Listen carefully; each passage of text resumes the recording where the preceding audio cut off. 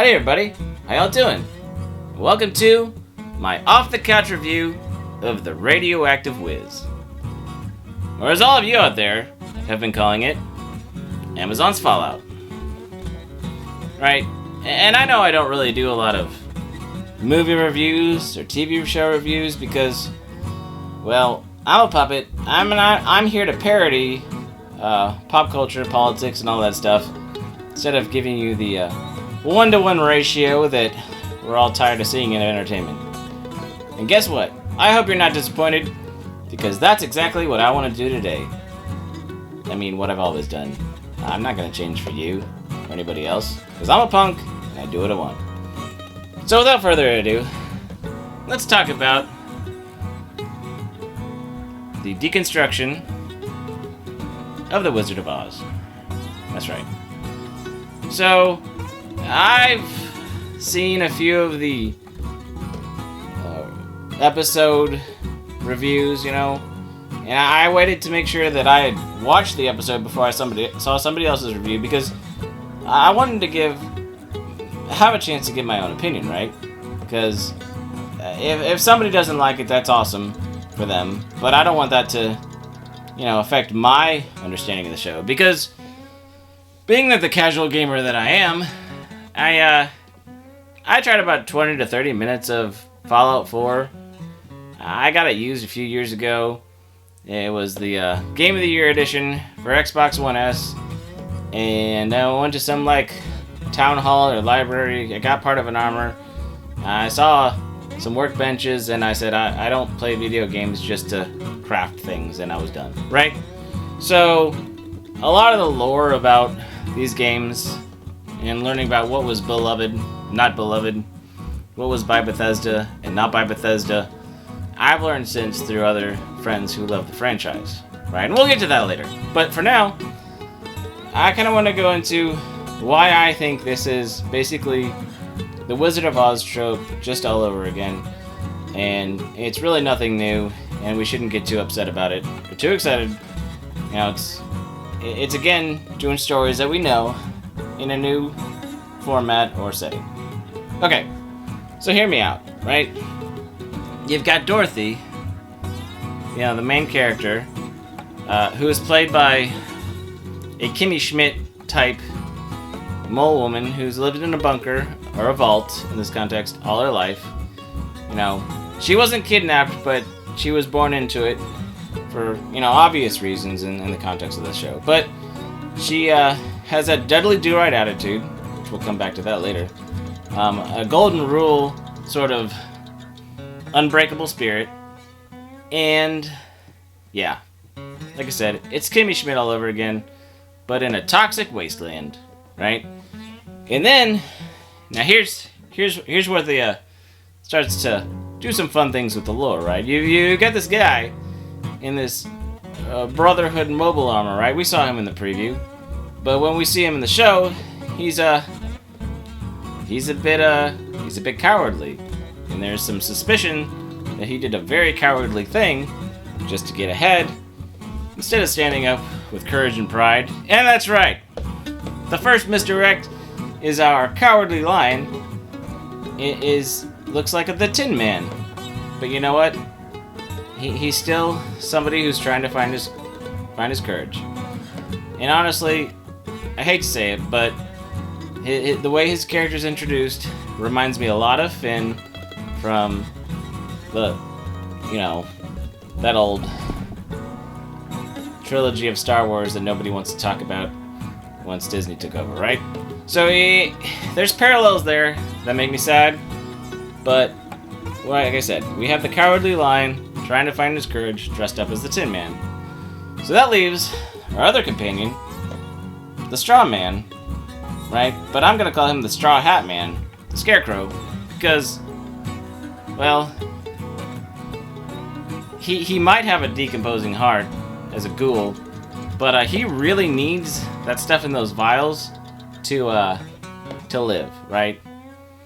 So I'm definitely saying he is this Straw Man because, well, yeah, he's a little bit empty on the inside. Or a lot bit, no matter how you look at it. And then, right, you can't have the Wizard of Oz without the disembodied floating head running around, or floating in that big sciencey, wyancy, thing that he does at the end of the Wizard of Oz. Except for this time, we don't have to wait to the end of the movie to figure out who the Wizard of Oz is, right?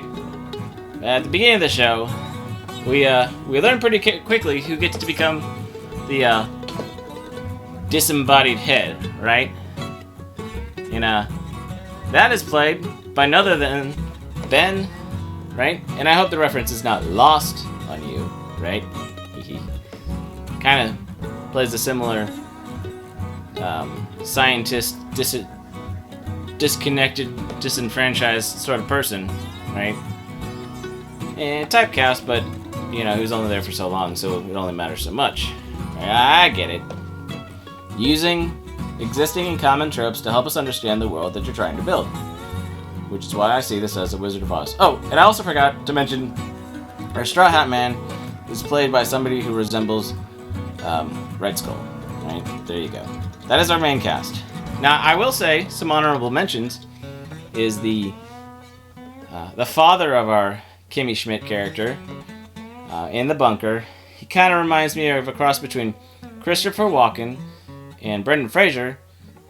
So that little reference from Blast from the Past, because still that deadly do-right attitude, but also there's a little bit more of a twinkle and understanding and knowledge about the real world, right? That is in his eyes. And certain moments in the first episode, you can tell he kind of understands things a little bit more on a higher level than his daughter, right? So there you go. And as I've come to understand, like at any Bethesda Fallout game, we are off in search of somebody, right? Because that's what happens. Broken families have to be put back together again. I mean, that sounds like a good value to begin with, right?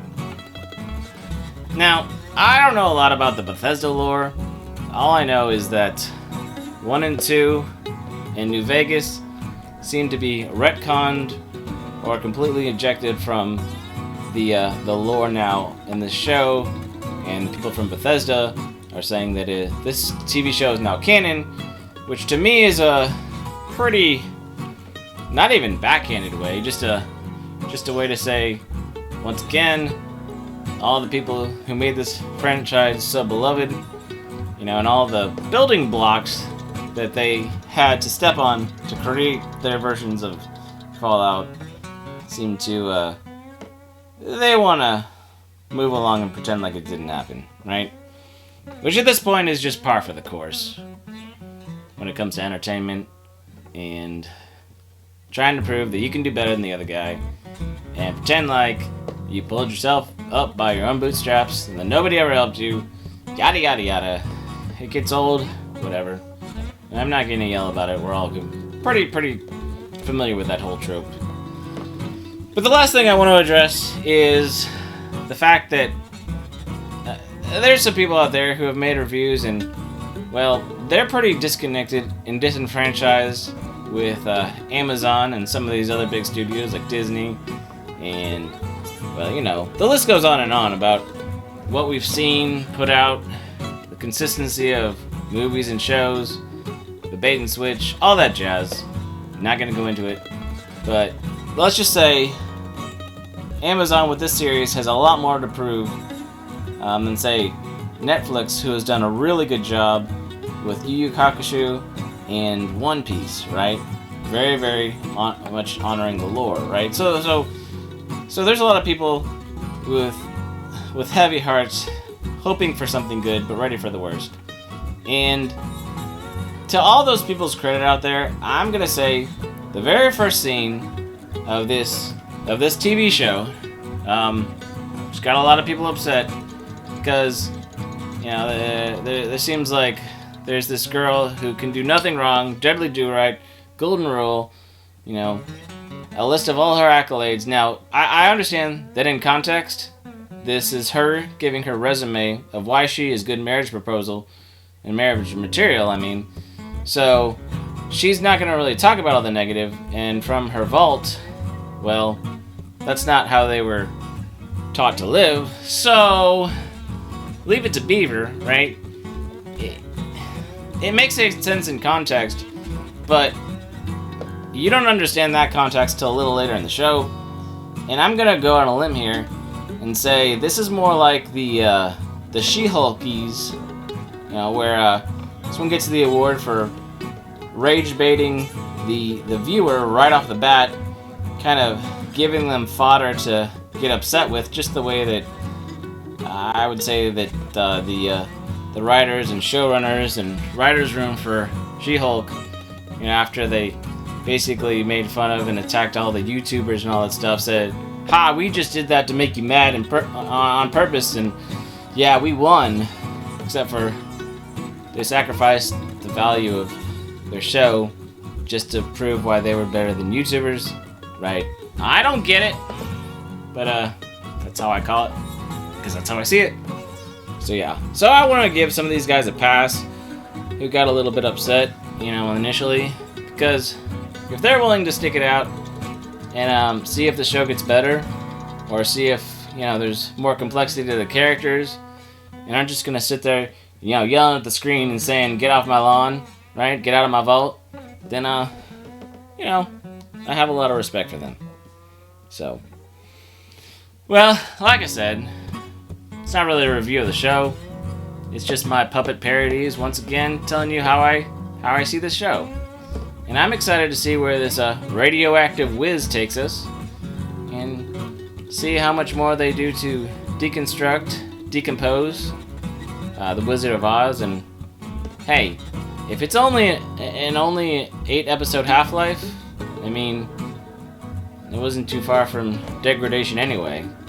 And I guess we'll see after everybody watches it and finds out this weekend what they think, if it's worth anything more seasons or whatnot. So I'm gonna let you decide what you want to do. If you want to watch it, not watch it, tell me what you think. Don't tell me what you think. It's whatever. Because as a punk, I do what I want, not what I'm told, and that's what I'm here for. So until next time, see you later. Bye.